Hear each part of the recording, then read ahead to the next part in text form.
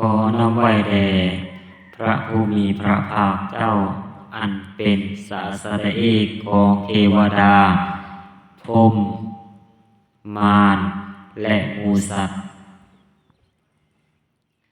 มนุษย์ขอน้อมไหว้แด่คุณพระธรรมอันเป็นคำสอนของพระผู้มีพระภาคเจ้าขอน้อมไหว้แด่คุณพระสงฆ์อันเป็นผู้สืบทอดผู้ปฏิบัติตามและผู้สนับสนุนพระสืบ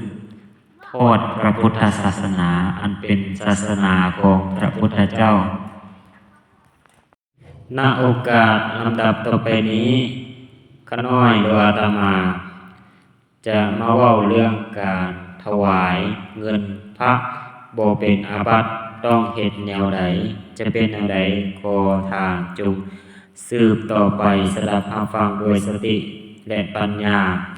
ด้วยอาการอันสงบและตั้งจิตตั้งใจฟังเพื่อเสริมสติปัญญาการถวายเงินให้พระสงฆ์นั้นเป็นเรื่องละเอียดอ่อนหลายเพราะหยังก็เพราะว่าพระสงฆ์นั้นมีข้อปฏิบัติหรือว่าข้อจำกัดในการปฏิบัติก็คือพระวินัยนะซึ่งการปฏิบัตินั้นก็เพื่อความเป็นระเบียบเรียบร้อยนะและป้องกันการประพฤติปฏิบัติของพระสงฆ์ที่อาจจะบ่เหมาะสมแด่นะการถือหรือว่ารับเงินโดยโกงของพระสงฆ์ถือว่าเป็นอาบัตินะแนวใดก็ตามการถวายเงินให้วัดเพื่อใช้จ่ายในกิจการต่างๆเช่นว่าการสร้างวัดการบูรณะวัดหรือการช่วยเหลือผู้ทุกข์ยากสามารถเฮ็ดได้โดยบ่ผิดพระวินัยนะแต่ว่าต้องมีขั้นตอนหรือข้อปฏิบัติดังต่อไปนี้เพื่อให้มันถูกต้องนะ1ก็คือถวายผ่านไวยวัจกรไวยวัจกรก็คือผู้ที่ได้รับหน้าที่มอบหมายจากทางวัดเนาะให้จัดการเรื่องเงินเรื่องทองของวัดเนาะการถวายเงินวัดที่ถูกต้องคือถวายผ่านไวยวัจกรเพื่อให้ไวยวัจกรนำเงินไปใช้ในกิจการของวัดตามจุดประสงค์การถวายเงินผ่านไวยวัจกรถือว่าเป็นการถวายเงินให้วัดบ่ได้ถวายเงินให้พระสงฆ์โดยโกงพระสงฆ์จึงบ่ผิดวินัย2ถวายในนามของวัดการถวายเงินในนามของวัดหมายถึงการระบุอย่างชัดเจนว่าเงินที่ถวายนั้นมีจุดประสงค์เพื่อใช้จ่ายในกิจการของวัดเช่นสร้างศิลป์ซ่อมแซมศาลาหรือช่วยเหลือผู้ทุกข์จนการถวายเงินในนามของวัดจะช่วยให้พระสงฆ์มั่นใจได้ว่าเงินที่ได้รับมานั้นจะบ่นำไปใช้ในทางที่บ่ถูกต้องหรือว่าทางที่ผิด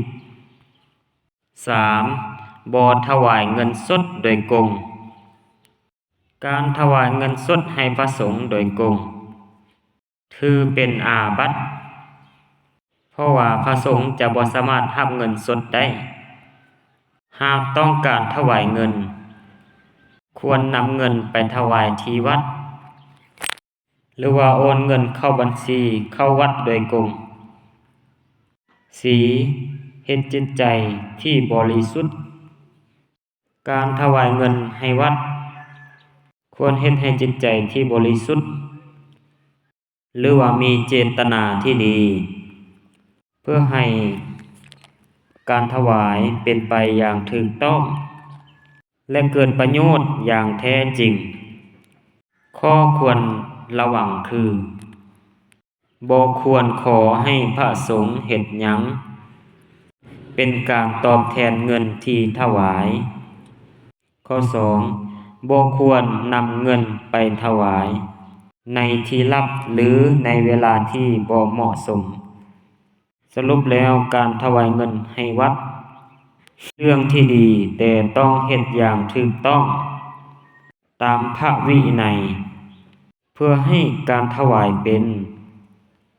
ไปอย่างถูกต้องและเกิดประโยชน์อย่างแท้จริง หากมีข้อสงสัยสิ่งใดๆต่างๆเพิ่มเติมควรสอบถามพระสงฆ์หรือไปปรึกษาพระสงฆ์หรือผู้รู้เพื่อเป็นไปอย่างถูกต้องและเพื่อให้เหมาะสมทั้งผู้ให้และผู้รับมาเฮ็ดมาฮอดนี้ก็อันนี้ก็เป็นหัวข้อธรรมที่มีชื่อว่าถวายเงินพระบ่เป็นอาบัติต้องเฮ็ดแนวใดมาฮอดนี้ก็เห็นว่าสมควรแก่เวลาแล้วก็จะได้ยุติไว้แต่เพียงเท่านี้ขอขอบใจ